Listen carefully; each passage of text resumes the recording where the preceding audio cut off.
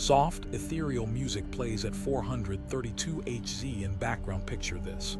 You're lying in bed, headphones on, eyes closed. The soft, hypnotic tones of a 432 Hz healing meditation track flow through your ears. The description promised miracle healing, reduced anxiety, and even DNA repair. You desperately need something, anything, to work after conventional treatments have left you still feeling empty, still in pain. As the music washes over you, there's a flutter of hope. Maybe this is finally the answer you've been searching for. I was that person once, throwing my money and hope at digital snake oil, praying that the next frequency, the next healing sound bath would be the one to finally fix me. But what if I told you that the entire 432 Hz healing phenomenon is built on pseudoscience, manipulation, and exploiting the vulnerable? That an entire industry has sprung up around selling you a placebo wrapped in spiritual packaging? That's right. You've been lied to. We all have. My name is Naim, and today I'm pulling back the curtain on one of the most persistent myths in alternative wellness, the supposed healing power of 432 Hz music. This isn't just about debunking bad science. It's about protecting people like you and me from those who profit from our pain and desperation. Stay with me, because what I'm about to reveal might be uncomfortable, but I promise it will empower you to make better choices about your mental and physical well-being. Transition to mysterious, questioning tone. Let's step back and look at the extraordinary claims made about 432 Hz music. It resonates with the heart chakra, the vibration of love. It's mathematically consistent with the patterns of the universe. It can heal your DNA and realign your body to its natural frequency. Ancient civilizations used this precise frequency for healing rituals.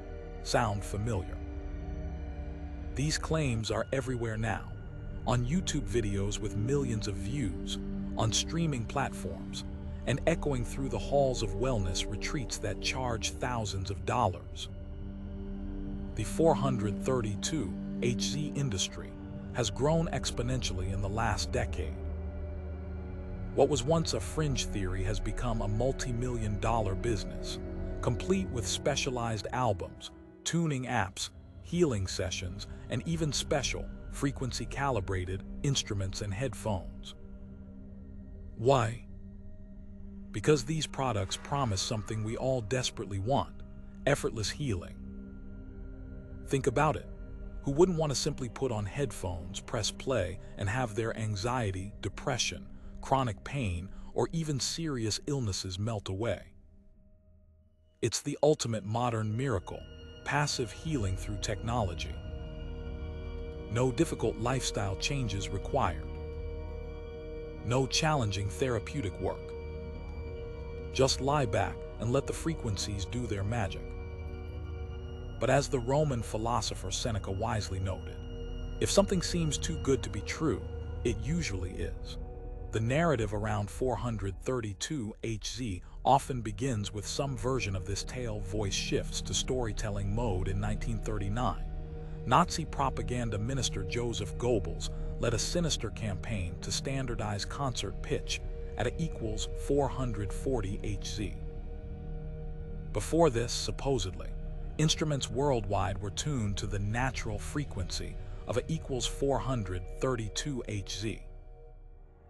This Nazi-imposed standard was allegedly designed to make people more aggressive, militaristic, and easier to control through disharmony with nature's true vibrations.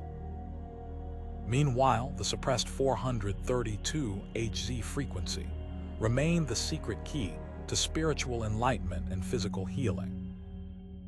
It's a compelling story that checks all the conspiracy theory boxes: Nazi villains, hidden knowledge, suppression of natural healing, and a simple solution to complex problems.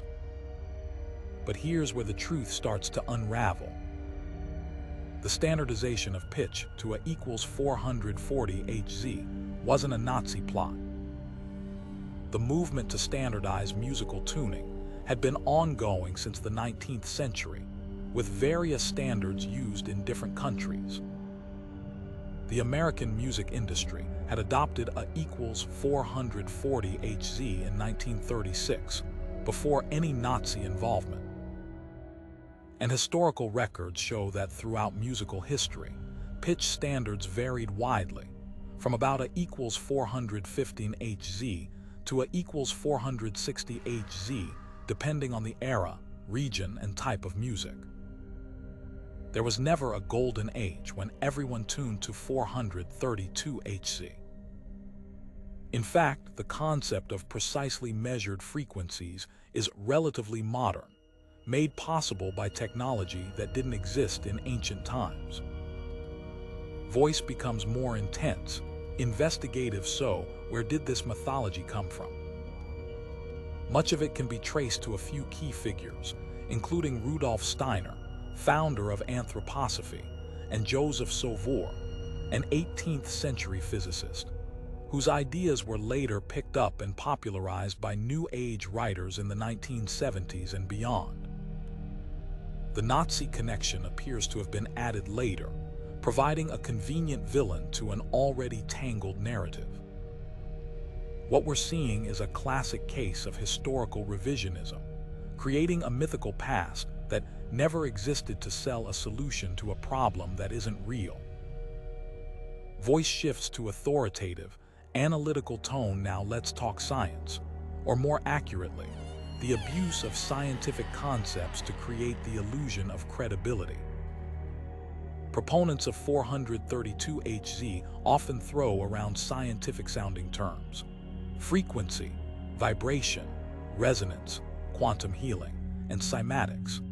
They show you beautiful geometric patterns formed by sand on vibrating plates at certain frequencies, implying that similar harmonious patterns form in your body when you listen to 432 Hz music.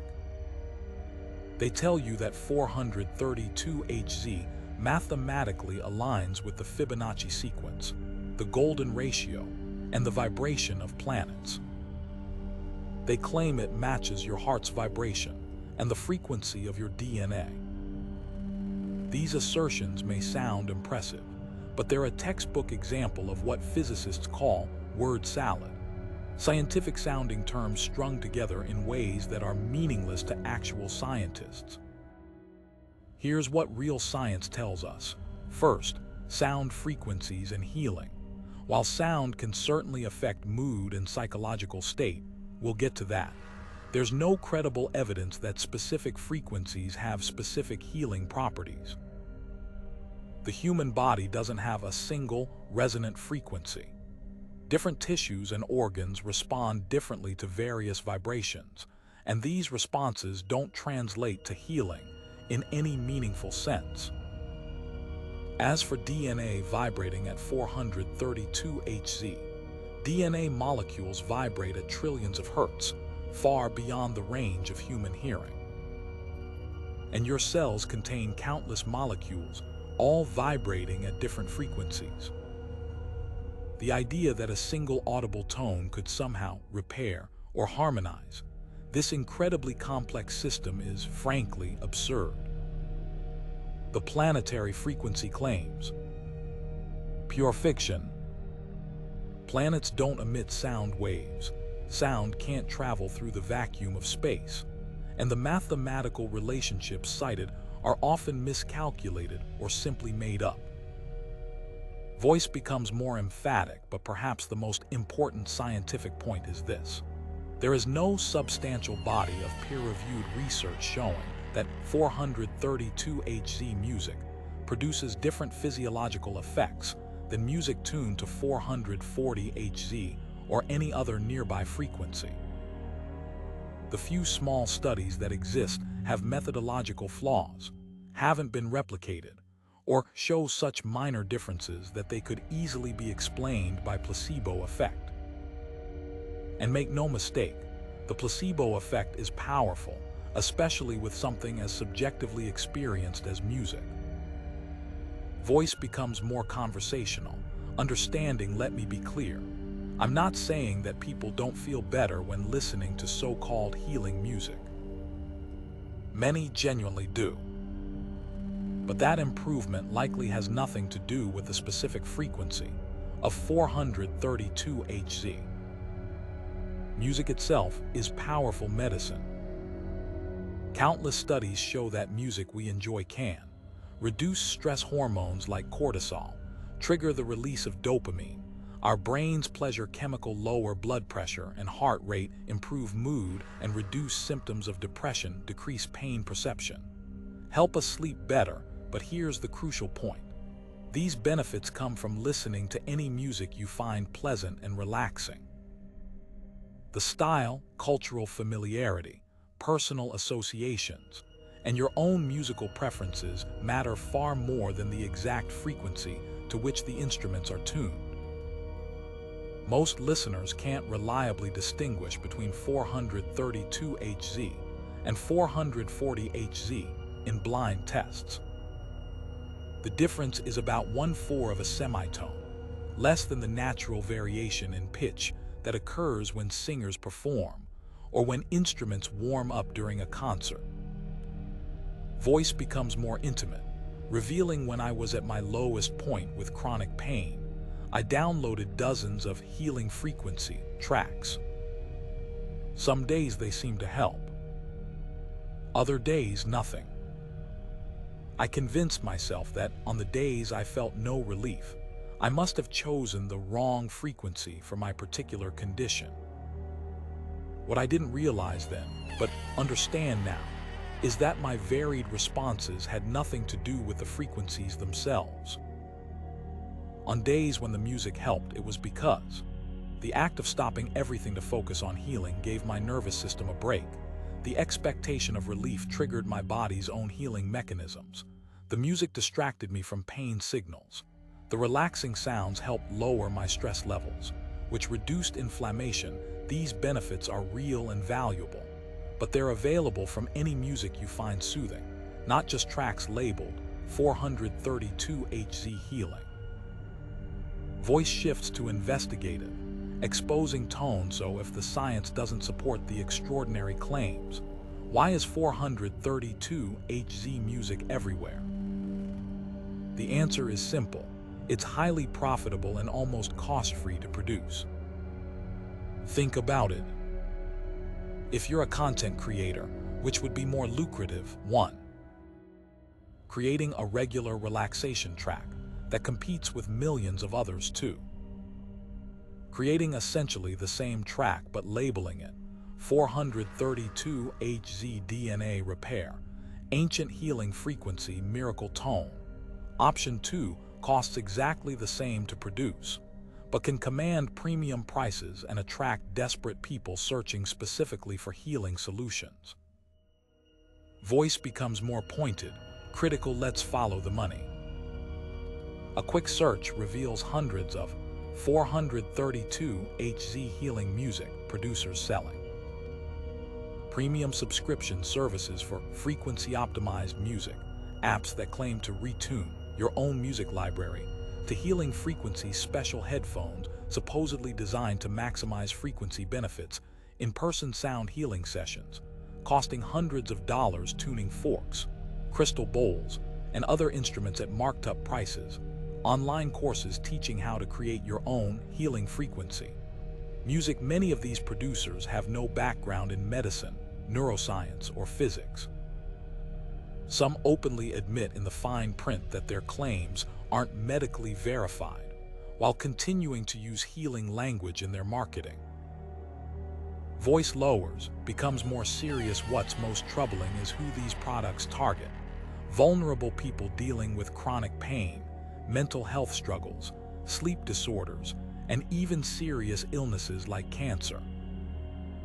People who have often tried conventional treatments with limited success and are desperately searching for alternatives. When someone is suffering and conventional medicine hasn't provided complete relief, they become prime targets for what scientists call predatory hope marketing, selling not just a product, but a promise of the relief they so desperately seek. Voice becomes concerned, warning there's something even more disturbing about the 432Hz mythology that rarely gets discussed: the potential harm of its opposite claims. If 432Hz is supposedly healing, then what about the standard 440Hz that most music is tuned to? Proponents often describe it as unnatural, disharmonious, and even harmful. Some go so far as to claim that mainstream music is deliberately tuned to 440Hz to make listeners anxious, aggressive, and spiritually disconnected. This creates what psychologists call a nocebo effect, the negative version of the placebo effect, where belief that something is harmful actually produces negative symptoms. Imagine being told that the vast majority of music you've listened to throughout your life, your favorite songs, albums that got you through hard times, music that formed the soundtrack to your most precious memories, has actually been slowly poisoning you at a vibrational level. For someone already struggling with anxiety or health concerns, this messaging can create genuine distress and fear around music that might otherwise bring comfort and joy. Voice becomes more empathic. I've seen this firsthand in online communities. People posting about feeling anxious when they can only access 440Hz music, wondering if they need to replace their entire music collection, or feeling guilty for enjoying mainstream music. Some become obsessed with cleansing themselves from exposure to harmful frequencies, spending money they can't afford on specialized music libraries. This is the hidden cost of the 432Hz myth. It pathologizes normal musical experiences and adds unnecessary fear to people's lives. Voice shifts to thoughtful, measured tone. There's another troubling aspect of the 432Hz movement that deserves attention: its relationship with cultural appropriation.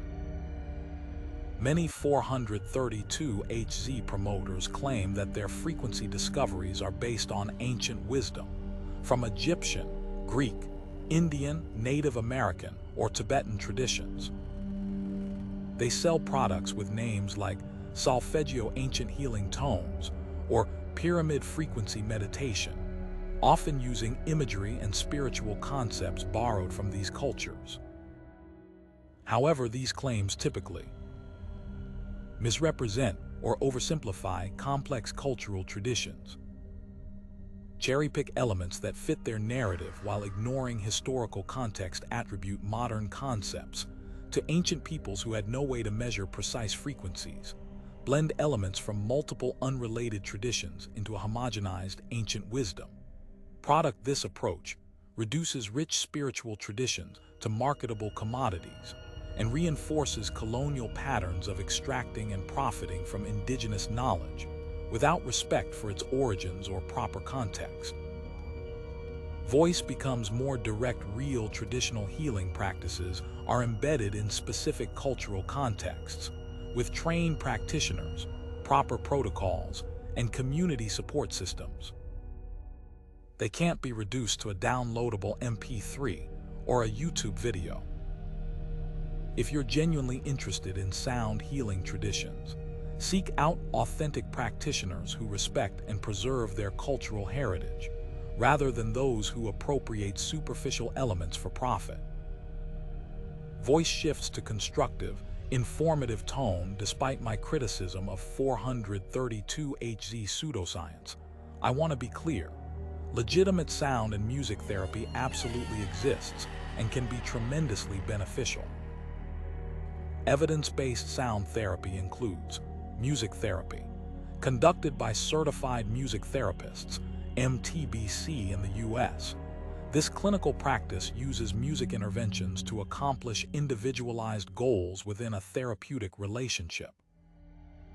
Music therapists work in hospitals, rehabilitation centers, psychiatric facilities, and schools to help with everything from pain management to emotional regulation to cognitive rehabilitation.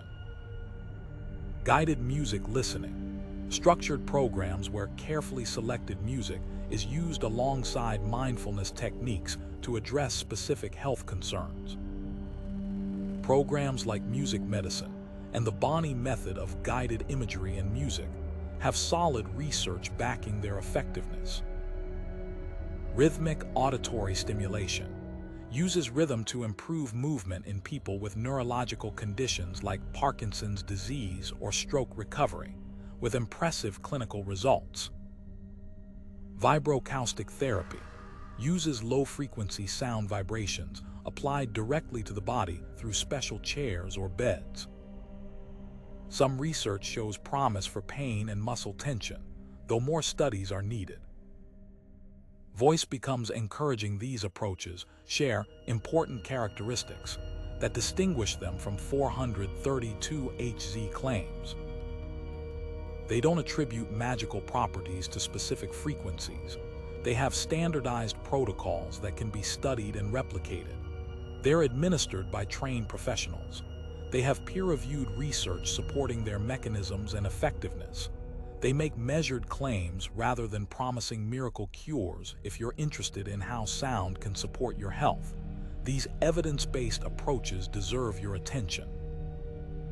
Voice becomes reflective, nuanced despite everything I've said. I think there's something valuable we can extract from the 432 Hz phenomenon, not the pseudoscience, but the underlying human needs it reveals. The popularity of healing music speaks to our collective hunger for agency and healing.